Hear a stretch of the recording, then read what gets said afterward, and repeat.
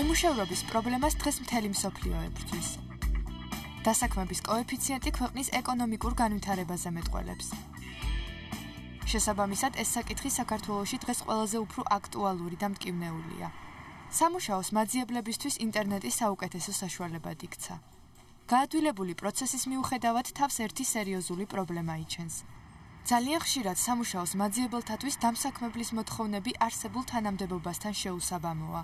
ამ საკითხთან დაკავშირებით ახალგაზრდა იურისტთა ასოციაციისთვის პრეტენზიით ხშირად მიუმართავთ. ყოფილა მაგალითად დარაჯის თანამდებობასთან დაკავშირებით მოთხოვნა იყო, რომ საოფისე პროგრამები უნდა ცოდნოდა რამოდენიმე უცხო ენა.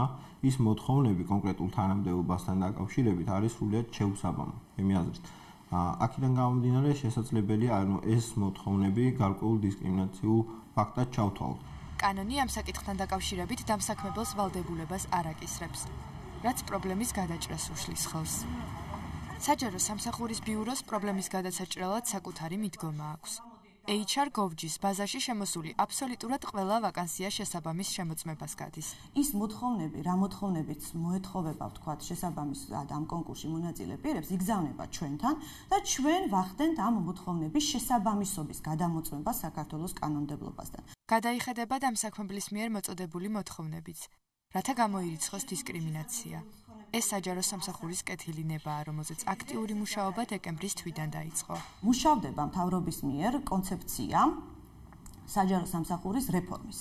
და აი ამ რეფორმის კონცეფციის ერთ-ერთ შემადგენელ ნაწილს წარმოადგენს სწორედაც დისკრიმინაციის ნებისმიერი ფორმის აკრძალვასთან დაკავშირებით გარკვეული ახლებური მიდგომის შემუშავება. პრობლემის გადაჭრას იურისტი ლაშა ჩალაძე თავად დამსაქმებლებში ხედავს.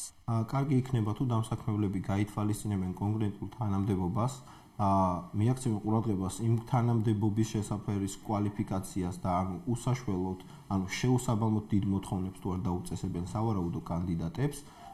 კარგი იქნებოდა, იმიტომ რომ ზოგადად ქვეყანაში არსებობს გასაგებია სოციალური პრობლემა. და მაინც საქართველოსთვის ერთ-ერთ ყველაზე მტკივნეულ თემაზე მუშაობის დროს მივხვდით, რომ დასაქმების პრობლემის მოგვარების საუკეთესო საშუალება მაინც ქვეყნის ეკონომიკური სიძლიერე და ახალი სამუშაო ადგილებია.